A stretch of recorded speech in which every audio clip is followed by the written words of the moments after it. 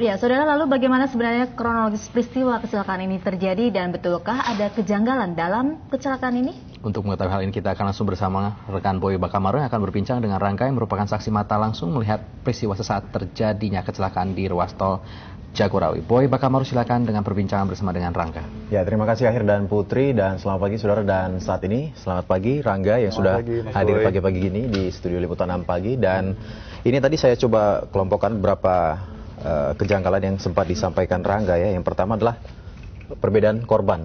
Yang dilihat Rangga langsung adalah 6, sementara yang dirilis polisi sejauh ini 5. Dan yang ini yang paling kontroversi juga adalah mengenai keberadaan Grand Luxio ya. Oke, mobil yang ada di TKP ya. Itu Rangga sampai sekarang menyatakan tidak melihat sama sekali. Saya tidak melihat. Saya tidak mengatakan mobil Grand Luxio kabur atau tidak ada, cuma yang saya lihat mobil Luxio tidak ada di kejadian, dan mungkin dari video yang sempat terekam itu juga terlihat ya. Dalam radius mungkin kira sekitar 50-100 meter nggak ada mobil itu. Yang ada di depan mobil Rashid, mobil saya, sama ada satu X-Trail atau Terrano hitam. Kalau untuk jarak pandang sendiri pada saat pagi itu cukup jauh atau gelap? Sudah terang, free, masih kosong, masih sepi sampai terjadinya kecelakaan baru padat. Baru padat ya. Mungkin Rangga bisa diceritakan kembali pada saat kenapa bisa yakin bahwa yang sebelumnya membuntuti mobil dari Rashid, kemudian kecepatan sekian itu mungkin bagaimana? Bahasanya bukan membuntuti ya Mas. Saya kebetulan satu arah karena kita sama-sama mengarah ke selatan, ke arah Bogor. Posisi mobil saya di belakang mobil dia, dengan saya jaga jarak kurang lebih 100 meter. Kecepatan saya mungkin sekitar 140. Lalu setelah beberapa saat dalam lajur yang sama, posisi dia tiba-tiba ngerem mendadak. Saya kaget, saya otomatis banting setir ke kiri. Dan pada saat itu saya udah ngeliat ada orang-orang terlempar di jalanan. Itu ada berapa lama ketika mobil bisa dibilang beriringan itu? Ada cukup lama atau? Oh nggak, mungkin cuma beberapa menit aja. Hanya karena jaraknya kan dekat Mas, dari saya masuk tol dari Cililitan sampai ke situ kan dekat. Mungkin cuma berapa kilo ya. Nah, ketika nanti Rashid misalnya diminta konfirmasi, kira-kira masih mengenal Rangga nggak?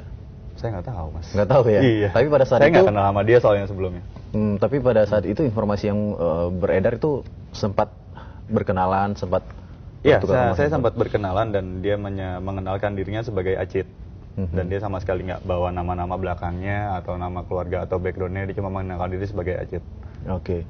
Dan setelah pada saat berkenalan itu, komunikasi apa saja yang sudah otomatis yang pertama saya tanya, reaksi spontan kita kalau ada kecelakaan pasti kita tanya kenapa, kok bisa gitu kan. Dan pengakuan dia waktu itu adalah kayaknya saya ngantuk, dia bilang gitu, saya ngantuk. Pada saat itu dia cuma bilang seperti itu. Dan waktu itu emang saya nggak terlalu ambil pusing kenapa bisa kayak gini. Yang pikiran kita adalah ini yang ada di jalan kita rescue dulu sebisa kita. Kalau Rashid dalam kondisi tidak ada yang luka ya? Lecet atau? Waktu itu kan dia pakai baju lengan panjang, pakai celana panjang. Jadi yang kelihatan cuma muka, di muka tuh nggak ada luka. Cuma saya nggak tahu kalau dalam badannya ya. Cuma logika saya juga pernah tabrakan, kita pakai safety belt dengan hentakan kecepatan seperti itu, mungkin di dada ada memar karena hentakan dari safety belt itu.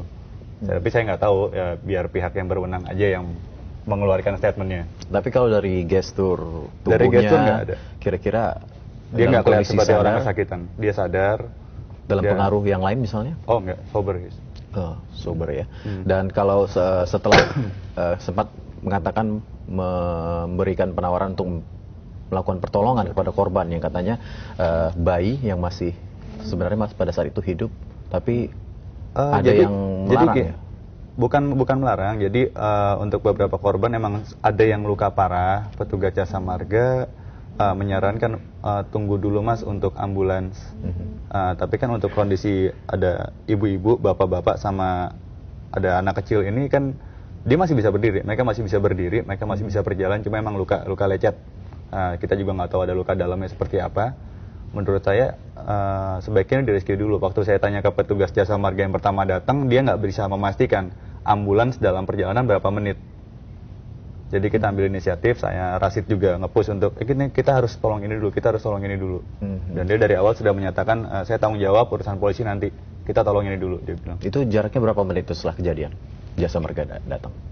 Kalau untuk mobil jasa marga yang pertama yang masang kun pengaman itu mungkin nggak sampai 5 menit ya, sekitar 5 menitan lah. Nah, tapi kalau Rangga melihat sendiri, ini melihat adanya perbedaan jumlah korban, kemudian polisi juga belum memeriksa Rangga sendiri. Apa tuh tanggapannya? Ya kalau untuk saya dimintai keterangan sama polisi, saya sudah dari awal bilang silakan. Toh pada hari kejadian pun dengan petugas yang ada di lapangan, saya pamit. Saya keluar dari TKP itu saya pamit ke semuanya. Dan petugas jasa marga juga mengenalkan saya sebagai ini saksi.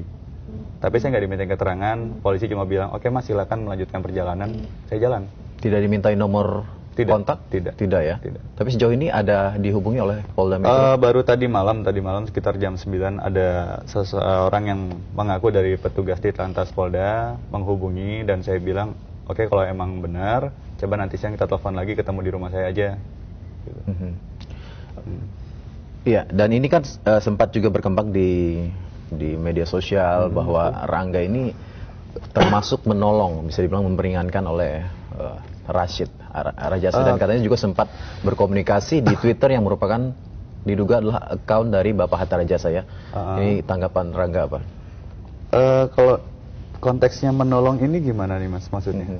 Mungkin memperingan ya. Memperingan. Saya, posisi Rangga, Rashid. Tindakan saya saat itu untuk nge-tweet nggak ada tendensi untuk meringankan apapun. Saya waktu itu nge-tweet karena ada salah satu stasiun TV yang bikin simulasi tabrakan mobil Luxio-nya terbalik. Sedangkan saya baru tahu kalau ditabrak Luxio itu adalah tanggal 1 malam harinya. Waktu saya balik dari perjalanan ke Jakarta, dari Jakarta ke Bogor lagi, itu saya baca di berita, oh ternyata nabrak Luxio. Tapi mobil itu nggak kebalik, karena kalau kebalik pasti ada, nggak jauh dari lokasi tabrakan, dari lokasi benturan. Akhirnya saya istirahat, besok paginya saya bangun, baru saya mulai kronologisnya saya tweet. Tapi kalau mungkin nggak ini korban adalah korban misalnya yang menyeberang jalan tol? Rasanya enggak, karena saya nanya. Juga ya? Pertanyaan saya pertama ke ibu-ibu, mungkin ibunya almarhum Raihan ya, yang pertama saya temuin itu di dekat mobil saya setelah saya berhenti, saya nanya, ibu nyebrang ya bu? Dia bilang, enggak mas, saya naik mobil. Dia bilang, mobilnya mana bu? Jalan terus mas, dia bilang. Mobil apa? Omprengan dari UKI saya naik. Oke, berarti image yang kesimpan dalam kepala saya adalah, oke, mobil ini minibus pasti, karena omprengan.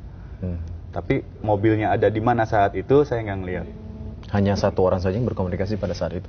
Waktu itu yang lain sudah panik, bapak itu udah panik, Pak Arun sudah nggak bisa diajak komunikasi.